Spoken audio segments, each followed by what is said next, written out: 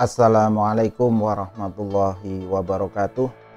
Jumpa lagi dengan saya Hari Stura Channel Pendidikan Indonesia. Pada tayangan kali ini saya akan melanjutkan menyajikan materi persiapan ujian sekolah SMP mata pelajaran IPA Fisika. Pada bagian yang ke-6 ini sampaikan materi kelas fisika kelas 8 tentang tekanan. Materi ini cukup banyak dan akan muncul beberapa rumus yang harus kalian pahami agar bisa menyelesaikan soal ujian sekolah pada materi tekanan seperti ini. Baik, yang pertama yang saya akan jelaskan adalah konsep tekanan. Tekanan itu apa? Tekanan didefinisikan sebagai besarnya gaya yang bekerja tiap satuan luas bidang tekanan. Nah, rumus pertama sudah muncul. Ini seperti ini ada benda, misalnya menekan lantai, maka luas bidang tekan ini angka. F itu gaya tekan. Ini rumusnya P sama dengan F dibagi A. F dibagi A. P itu tekanan yang menekan lantai, tekanan benda yang menekan lantai atau meja. Satuannya Newton per meter persegi boleh, atau PA. PA nama lainnya adalah Pascal. Bukan PA per Pascal, yang PA nama lainnya. Kemudian F itu gaya tekan. Jadi benda ini menekan lantai. A itu luas benda. Jadi yang dihitung cuma luas yang bawah, tidak semuanya, tidak, kan bagian. Ini tentang definisi tekanan, konsep tekanan. Itu maksudnya kalau tekanan dengan F ini berbanding lurus. Kalau F-nya besar, berarti nekannya akan semakin besar. Tapi kalau A ini luas bidang tekan, itu berbanding terbalik. Kalau semakin kecil luas bidang tekan, tekanan yang dihasilkan semakin besar. Kalian sering dijumpai ya, kalian sering menjumpai di kehidupan sehari-hari. Mamati coba paku. Kenapa paku lancip? Ini sangat berhubungan dengan konsep ini. Lancip, ujungnya itu lancip, itu artinya luas bidang tekannya kecil. Dengan gaya tidak begitu besar, dia akan menghasilkan tekanan yang besar. Lancip itu kan kecil sekali permukaannya. Begitu diberi gaya, dipukul, menghasilkan tekanan besar sehingga paku mudah masuk ke tembok. Coba kalian bayangkan kalau pakunya ujungnya tidak lancip, maka untuk menancap di tembok akan susah. Termasuk pisau, kenapa harus kita asah? Itu tujuannya sebenarnya adalah untuk memperkecil luas bidang tekan. Ujungnya jadi sangat tipis, kecil, akhirnya dengan gaya tidak begitu besar, tekanannya sudah besar. Sehingga untuk memotong sayur atau apa biasanya akan lebih mudah kalau pisau diasah. Itu karena tekanan yang dihasilkan besar. Kalau pisaunya tidak diasah, biasanya untuk bisa motong gaya kita yang harus besar. Tapi kalau diasah, gaya kita kecil sudah bisa untuk memotong sayuran atau apa. Ini berkaitan dengan konsep berbanding lurus dan berbanding terbalik. Konsep berikutnya tentang tekanan hidrostatis.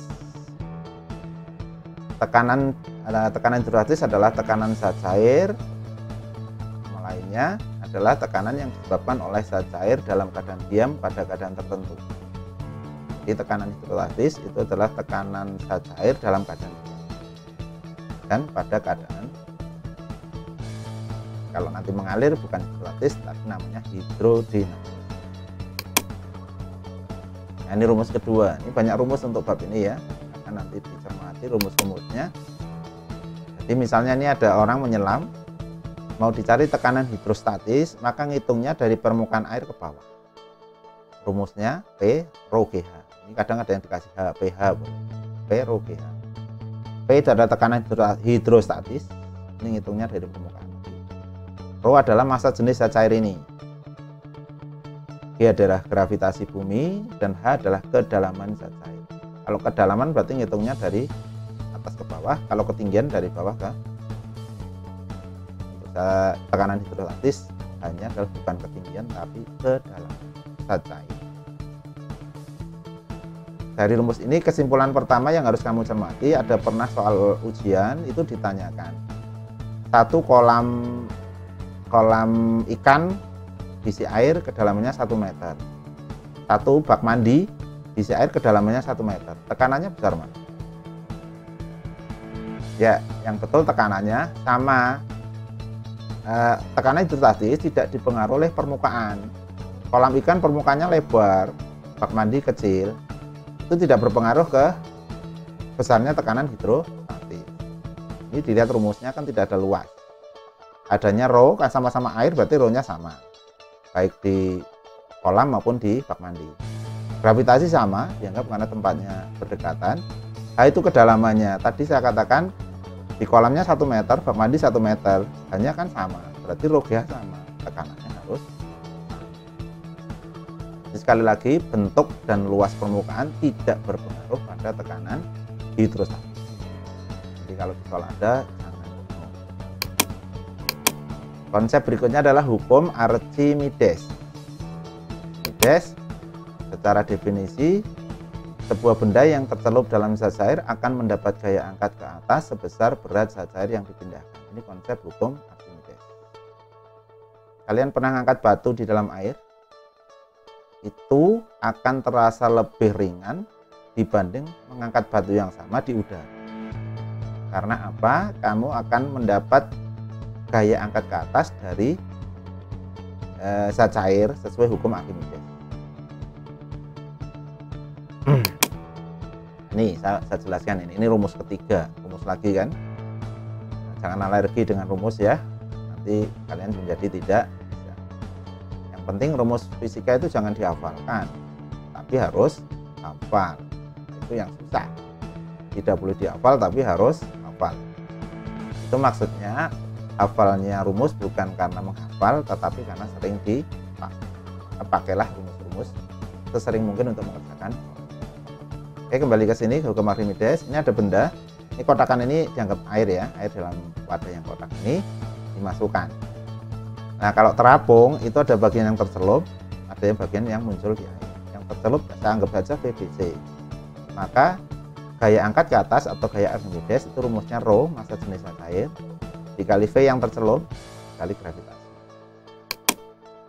Penjelasannya F adalah gaya Archimedes atau gaya angkat ya. Gaya angkat sama Archimedes, rho massa jenis zat cair, ini SI satuannya, ini juga. VBC adalah volume benda yang tercelup meter kubik. G adalah gravitasi. Newton per kilogram boleh, meter per sekon kuadrat tidak. Oke. Ya, sambil dicermati, sambil memahami rumusnya, mudah-mudahan nanti ujian tidak lupa. Ada alat yang bekerja berdasarkan hukum Archimedes. Ini bisa diamati, mungkin kalian ada yang pernah lihat, ada yang belum. Yang pertama, jembatan ponton itu seperti ini. Jembatan terapung yang mengapungkan ini kadang hanya berupa sejenis kayak drim kosong dijejer-jejer, terus atasnya dikasih papan apa yang bisa untuk jembatan. Namanya jembatan ponton. Jadi tidak usah memakai tiang panjang seperti jembatan-jembatan pada umumnya. Ini cukup dirangkai aja tong-tong kosong ini, drim kosong, dan dikapet. Kemudian alat yang kedua adalah galangan kapal. Galangan kapal seperti ini. Ini galangan kapal. Fungsinya untuk mengangkat kapal yang mau direparasi atau diperbaiki. Kalau harus dinaikkan ke daratan kan susah. Maka kapal nanti dimasukkan ke sela-sela ini. Nah, ini alat ini bisa diturunkan masuk ke air. Jadi ini ada rongga-rongga udara yang bisa dibuka, air masuk, dia akan seperti tenggelam. Nah, kapal yang mau masuk, yang mau diperbaiki, suruh masuk ke sini. Setelah ada di atasnya ini, air yang di jembatan galangan kapal ini, dipompa keluar. Maka dia akan naik lagi, muncul seperti ini, sambil mengangkat kapal. Kemudian alat berikutnya kapal selam. Kapal selam itu bentuknya seperti ini. Kapal selam itu keunggulannya sewaktu-waktu bisa di dalam air, bisa di permukaan air. Cara kerjanya mirip dengan galangan kapal. Ini di bagian bawah ini ada rongga udaranya. Kalau pas tenggelam, pas masuk ke dalam air, itu nggak ada rongga udaranya diisi air. Kalau ingin mengapung seperti kapal biasa, ini air yang ada di rongga ini dipompa keluar. Jika menjadi udara, dia akan terapung. Nah, kalau kapal laut ini tidak berbeda dengan kapal selam. Kapal laut ini memang posisinya selalu mengapung, sehingga udara yang di dalam kapal ini selalu berisi udara. Kalau berisi air malah bahaya. Nah, alat berikutnya yang bekerja berdasarkan hukum Archimedes adalah hidrometer. Hidrometer itu alat untuk mengukur massa jenis zat cair. Ini cara kerjanya cukup, bagian ini dimasukkan ke zat cair aja, nanti di sini ada skala-skalanya, bisa dibahas massa jenis zat cairnya. Ini alat yang bekerja berdasarkan hukum Archimedes. Konsep berikutnya adalah, ini terapan dulu ya, sebelum konsep berikutnya. Terapan hukum Archimedes dalam peristiwa terapung, melayang, dan tenggelam. Nah, ini yang namanya tenggelam ini seperti ini. Ini melayang, bendanya tidak di dasar, tidak di permukaan, ini terapung. Nah, keterangannya benda C ini terapung. Maka antara FA, ini FA ya, FC ya berarti. Ini FC, FS ini maksudnya FA-nya benda C ya, benda C ini FA-nya. Jadi gambarnya FC tapi sebenarnya Archimedes. Kayak Archimedes dari benda C harus sama dengan W benda C. Rho bendanya harus lebih kecil. Ada dua syarat kalau terapung. Bedanya dengan melayang, kalau melayang depannya sama FA, Archimedesnya sama dengan W-nya. Bedanya kalau melayang, rho benda, massa jenis benda harus sama dengan massa jenis zat cair. Sedangkan tenggelam, F Archimedesnya harus lebih kecil dari W. Rho bendanya lebih kecil dari rho. Paham ya syarat dari terapung melayang seperti itu. Nah, sekarang kasusnya terapung itu sebenarnya sendiri ada 3 macam. Ini bedanya apa ini? Ini terapung, ini terapung, ini terapung. Kalau yang P ini terapung separuh masuk, separuh keluar. Jadi separuh-separuh. Kalau benda Q yang masuk lebih kecil dari yang di luar. Benda R yang masuk lebih banyak dari yang di luar permukaan. Itu maksudnya apa? Yang nomor 1 ini benda P itu terjadi bila massa jenis benda setengah massa jenis zat cair. Jadi kalau massa jenis zat cair misalnya 1000, maka bendanya harus 500 separuhnya. Nanti akan masuk separuh-separuh. Berat massa jenis benda setengah dari massa jenis zat cair. Maka yang tercelup akan setengahnya. Berarti yang benda Q gimana? Benda Q itu karena yang muncul di permukaan lebih banyak, berarti massa jenis benda lebih kecil dari setengahnya. Bila massa jenis benda lebih kecil dari setengah massa jenis zat cair, maka bagian benda yang tercelup di zat cair kurang dari setengah. Berarti banyak yang. Misal ini air 1000, maka massa jenis benda ini mesti kurang dari 500. Tuh, karena separuhnya 1000 kan 500. Nah, kurang dari 500 berarti yang di atas bawah R lebih banyak. Yang R ini yang masuk lebih banyak, berarti massa jenis benda lebih besar dari setengah massa jenis zat cair. Ini di ujian juga sering ditanyakan, karena kalian harus paham benar ini. Jadi selain ada tadi tenggelam, melayang, terapung sendiri dibagi. Baik, konsep berikutnya tentang hukum Pascal. Hukum Pascal itu berbunyi, tekanan yang diberikan pada zat cair di dalam ruang tertutup akan diteruskan oleh zat cair itu ke segala arah dengan sama besar. Itu bunyi hukum Pascal. Biasanya kasusnya ada di seperti bejana berhubungan ini. Ini ada penutupnya. Ini bejana tapi yang luasnya tidak sama. Ada penutupnya ini bisa bergerak naik dan turun. Begitu ini ditekan, maka tekanan ini akan diteruskan ke segala arah. Maka tekanannya akan sampai ke sini, tekanannya sama. Kalau ini ditekan misalnya 10 Pascal, ya ini sampai sini 10 Pascal. Nah, menurut hukum Pascal itu nanti tekanan yang dihasilkan, yang diberikan pada zat cair akan diberikan ke segala arah. Sehingga kalau dibuat persamaan, rumus berikutnya adalah ini. F per A kan tekanan. Tekanan di titik di bagian 1 akan sama dengan tekanan di bagian 2. Ini rumus dari hukum Pascal. Keterangannya F1 adalah gaya tekan, F2 adalah gaya angkat. A1 luas bidang tekan, A2 luas bidang angkat. Kalau SI satuannya meter persegi. Tapi nanti di kasus soal di hukum Pascal sebenarnya seandainya ini satuannya senti atau mili, tidak usah dibaca meter, nggak apa-apa, karena rumusnya berupa perbandingan. Yang penting kalau perbandingan satuannya gaya antara F1 dan F2 sama, tidak harus SI. Itu hukum Pascal. Nah, alat yang bekerja dengan hukum Pascal itu ada yang pertama rem hidrolik. Biasanya ada di mobil, hanya rem hidrolik, ada zat cairnya untuk membantu rem ini. Sepeda-sepeda yang model sekarang juga sudah banyak menggunakan rem hidrolik. Itu cirinya ada bantuan zat cair. Kemudian ada pompa hidrolik. Nah, seperti ini, silakan kalau suatu saat ketemu bisa diamati. Dongkrak hidrolik ini biasanya untuk mengangkat mobil, biasanya alatnya seperti ini. Dan yang satu adalah kempah hidrolik, ini biasanya untuk ngepres seperti kapas, biar tidak begitu memakan tempat, dipres dulu. Ini namanya kempah hidrolik.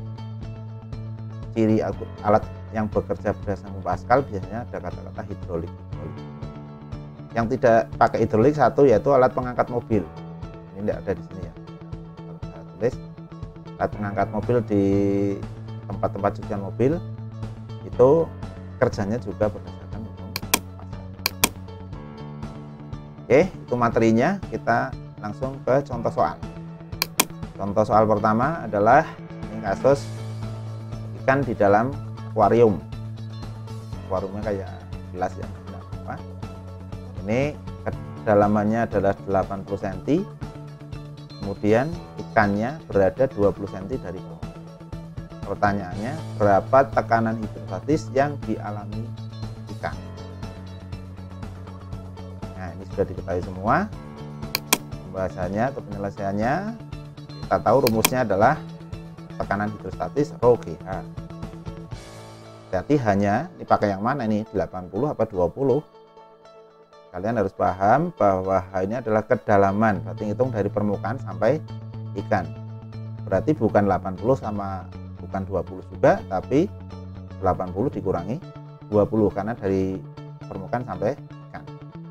Ini berarti kan 80 dikurangi 20. Kalau dimasukkan di sini berarti rho-nya 1000 sesuai soal, B-nya 10.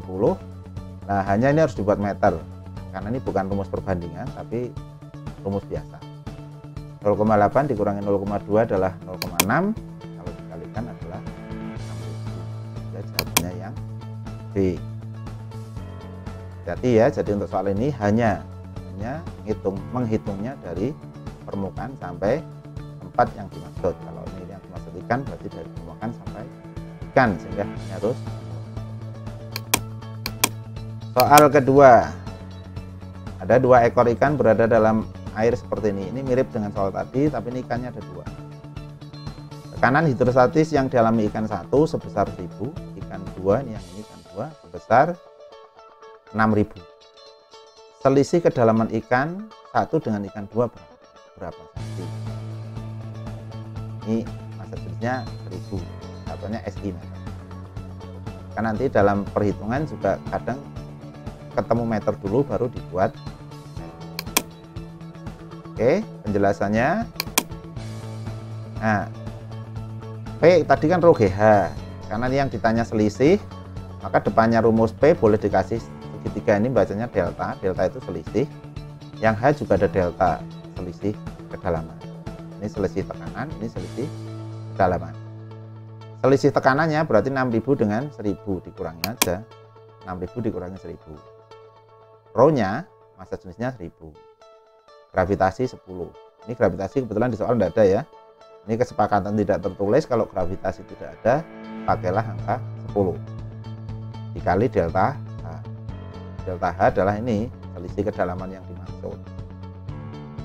Nah, kalau dihitung berarti delta H 5000 dibagi 10.000, 5000 dibagi 10.000 adalah 0,5 meter atau 50 cm. Jawabannya adalah yang C.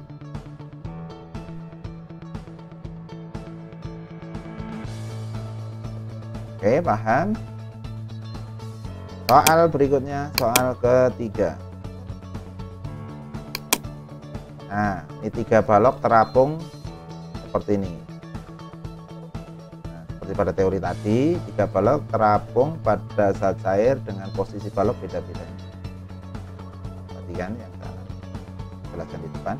Posisi balok seperti gambar dapat terjadi apabila massa jenis zat cair dan balok titik-titik ini suruh milih. Ini harus paham kayak tadi, ini tadi yang seperti ini gimana tadi syaratnya? Massa jenis benda harus lebih besar dari separuh massa jenis zat cair, karena yang masuk lebih banyak. Kalau yang ini, massa jenis benda harus sama dengan separuh atau setengah dari massa jenis zat cair. Yang ini, massa jenis benda harus lebih kecil dari setengah massa jenis zat cair. Ini sudah ditadikan. Nah, kuncinya nanti di massa jenis zat cair dulu ini. Massa jenis zat cair 800, separuhnya berarti berapa? 400. Separuhnya 400. Balok 1 600, berarti lebih besar, betul ya? Kemudian di balok 2 harus separuhnya pas, separuhnya 800, 400. Balok ketiga 200, lebih kecil dari separuh, berarti pas, jawabannya berarti yang A. Gambar 1 ini tadi seperti ini penjelasannya. Nah, ini yang gambar 1, ruh benda harus lebih besar dari separuhnya, ini lebih besar. Gambar 2 harus ruh benda separuhnya, 800 separuhnya. Gambar 3 harus lebih kecil dari separuhnya. Coba yang B, lihat yang B. Massa jenis zat cair kan 900, separuhnya 450.